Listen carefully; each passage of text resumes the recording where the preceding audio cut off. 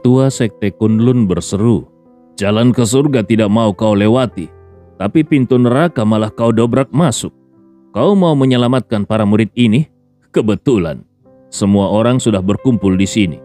Hari ini aku akan menangkapmu hidup-hidup, lalu mempersembahkanmu kepada klan darah roh."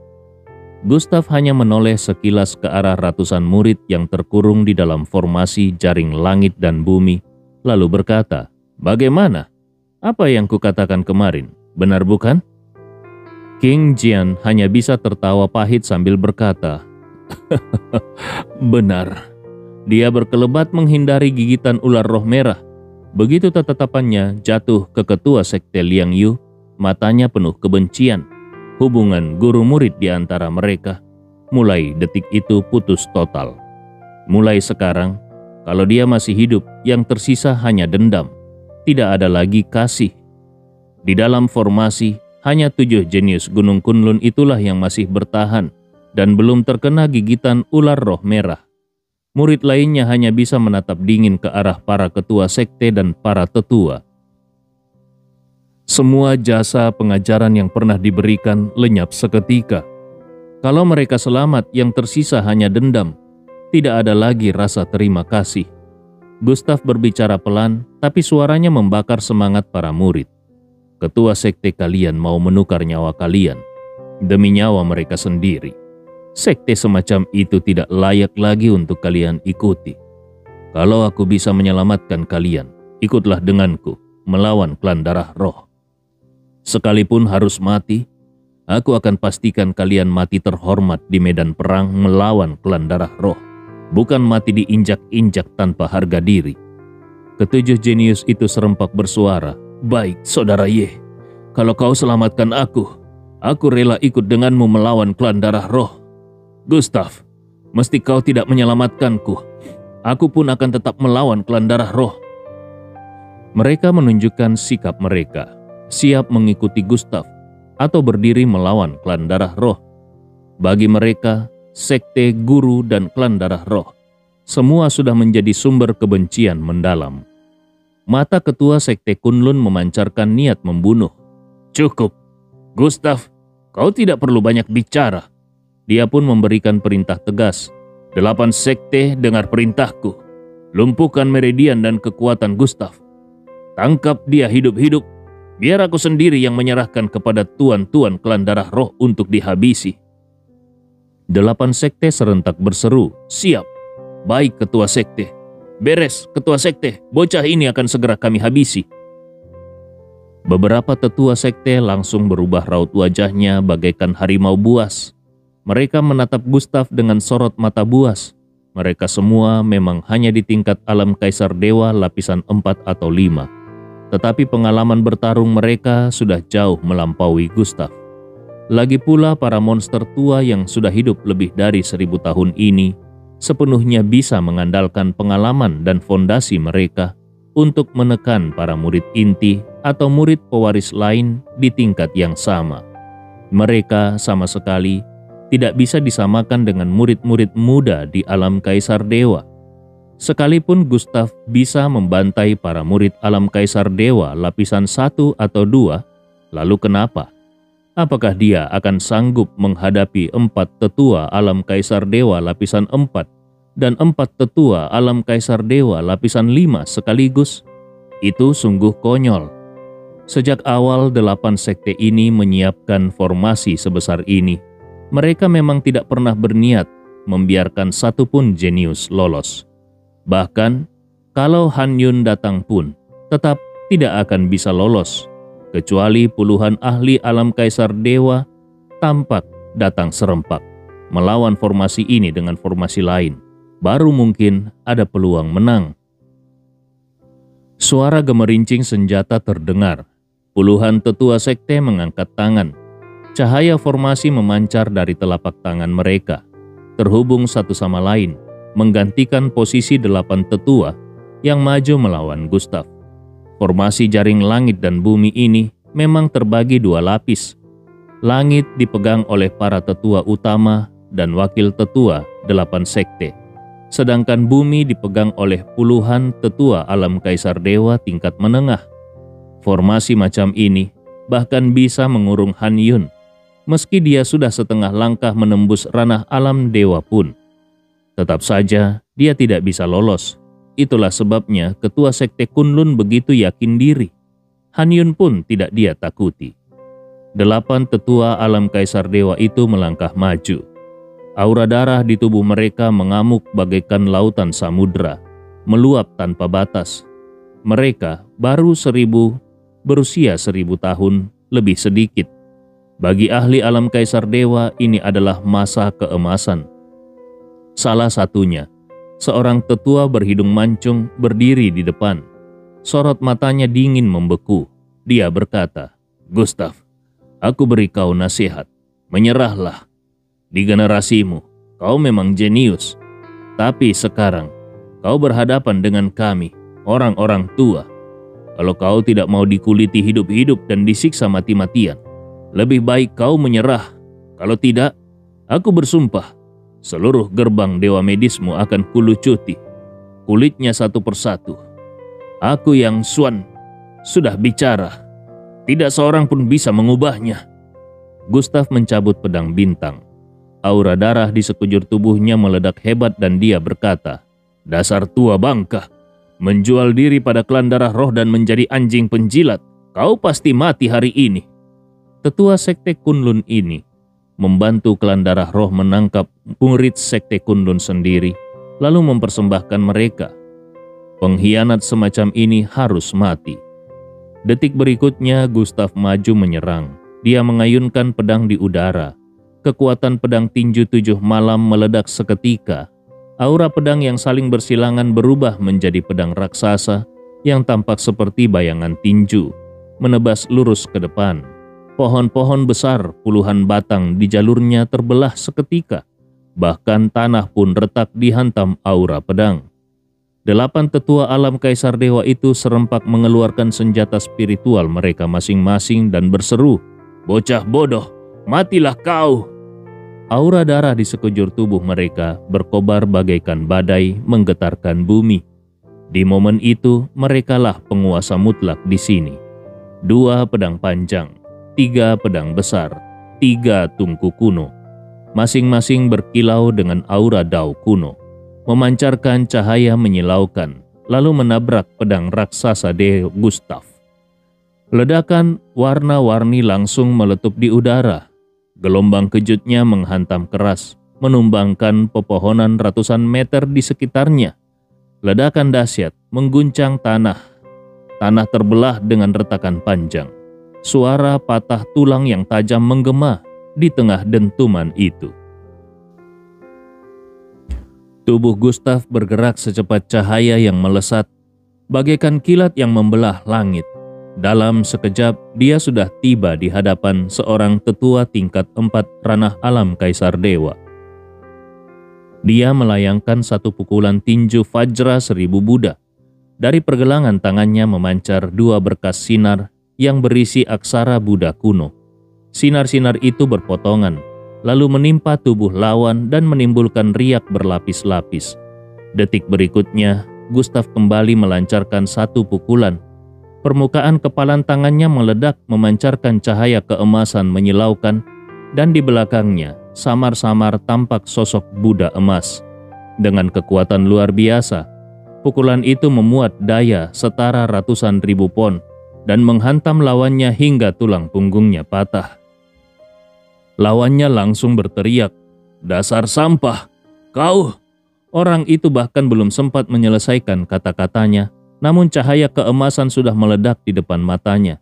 Cahaya itu tersusun dari aksara Buddha keemasan yang tidak terhitung banyaknya dan membungkus seluruh tubuhnya. Terdengar suara ledakan, lalu cahaya keemasan pun lenyap, hanya menyisakan serpihan daging dan darah berceceran di tanah. Gustav menarik kembali tinjunya. Dia menghindari 2 pedang spiritual yang melesat dari kanan kiri. Tetapi sebuah wajan besar berwarna biru menimpanya. Darah segar menetes di sudut bibir Gustav. Daya hantam wajan itu tidak main-main dan membuatnya terluka ringan. Andai pemuda lain di tingkat 3, ranah alam kaisar dewa yang terkena, sudah pasti tewas di tempat. Namun Gustav sendiri sudah berkali-kali menggembleng tubuhnya dengan petir surgawi. Serangan biasa, bahkan sedikit pun sulit melukainya. Hanya para senior kuat di ranah alam kaisar dewa yang sanggup mengendalikan senjata spiritual dan menyerang habis-habisan, barulah bisa mencelakainya.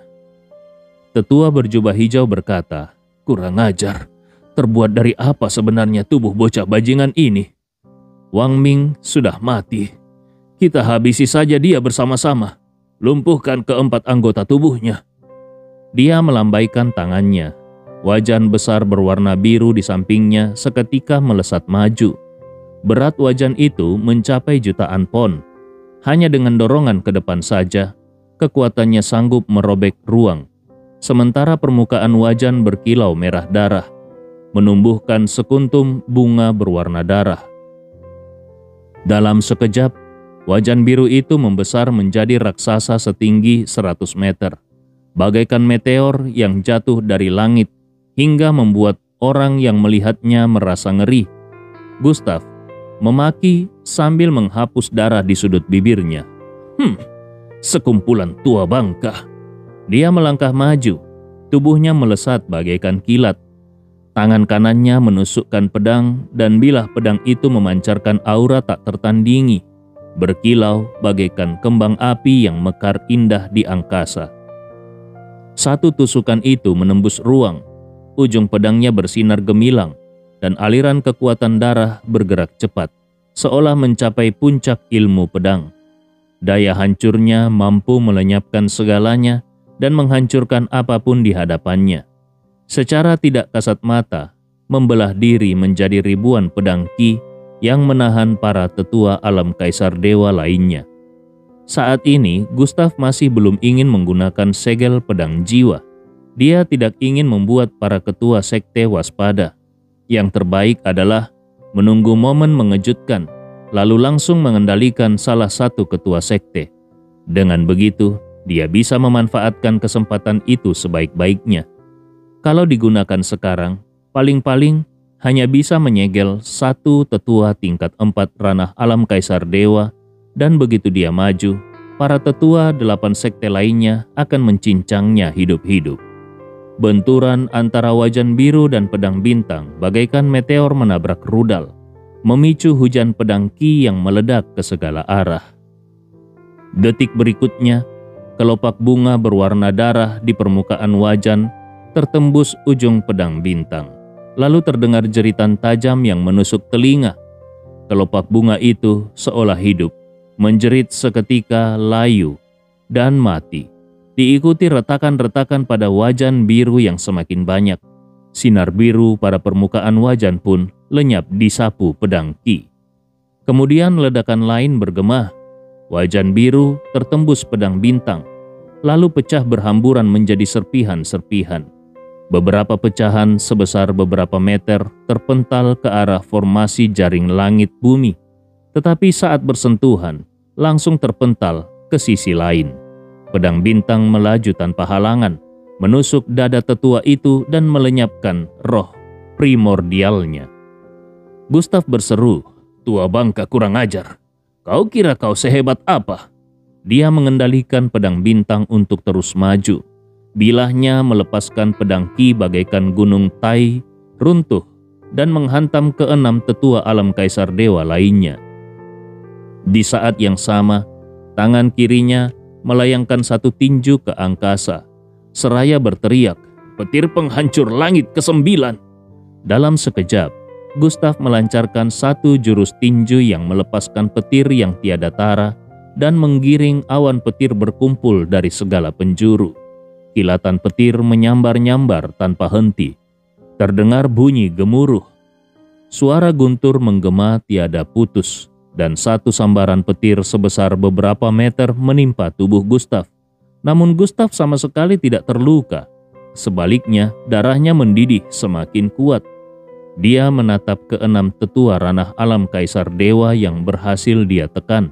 Lalu tiba-tiba, dia menamparkan satu telapak tangannya. Dari telapak tangannya, kilatan petir memancar deras dan langsung menyambar setiap tetua. Dari Tiongkok hingga Gunung Kunlun, Gustav sudah berkali-kali menghadapi tribulasi petir. Dia bahkan sanggup mengendalikan petir ilahi. Tubuhnya dan setiap pukulannya selalu membawa kehendak petir. Semua tempaan itu seolah berkumpul pada satu serangan ini. 6 tetua ranah alam Kaisar Dewa itu tampak ketakutan. Seketika darah mereka meledak liar dan 6 senjata spiritual mereka pun terbang kembali ke udara. Tidak pernah terpikirkan oleh mereka kalau Gustav ternyata sekuat ini. Bukan hanya mampu menekan para talenta muda, Gustav bahkan mampu mengancam nyawa mereka. Saat ini, jangankan melumpuhkan 4 anggota tubuh Gustav atau menangkapnya hidup-hidup, mereka bahkan tidak yakin apakah mereka bisa menang melawan Gustav. Tidak, mereka bahkan tidak yakin apakah mereka bisa selamat.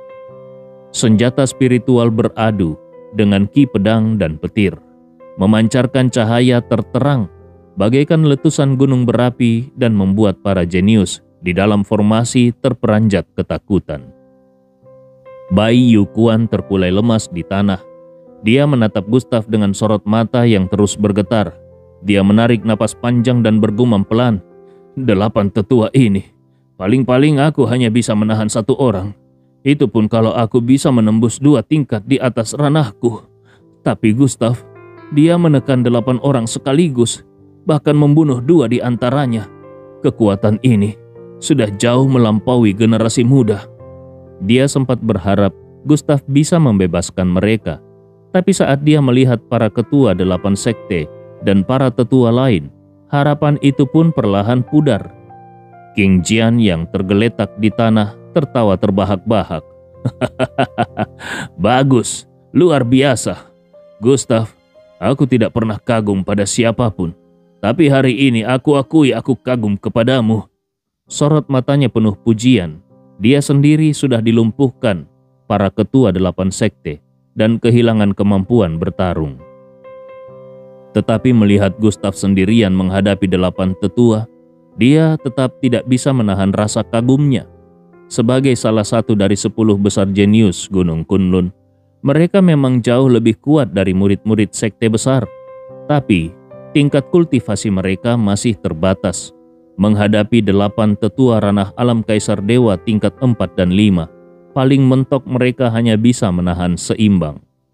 Kalau harus menekan 8 orang sekaligus, seperti Gustav, bahkan peringkat pertama yaitu Dugu Jian pun tidak akan sanggup. Tiba-tiba terdengar bunyi ledakan. Sebuah pedang spiritual tingkat 6 meledak dan seorang tetua ranah alam Kaisar Dewa tingkat 5 dari sekte Kuo Hai seketika hancur berkeping-keping diterjang petir. Kemudian 3 ledakan lainnya bergema, diikuti gelombang kejut yang menggetarkan udara. 3 senjata spiritual tingkat 6 tidak mampu menahan gempuran petir dan ki pedang, lalu hancur berkeping-keping.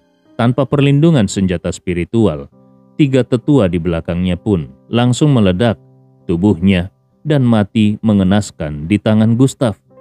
Gustav tersenyum sinis. Awalnya kupikir, kalian yang mau menyerahkan nyawa demi klan darah roh akan luar biasa.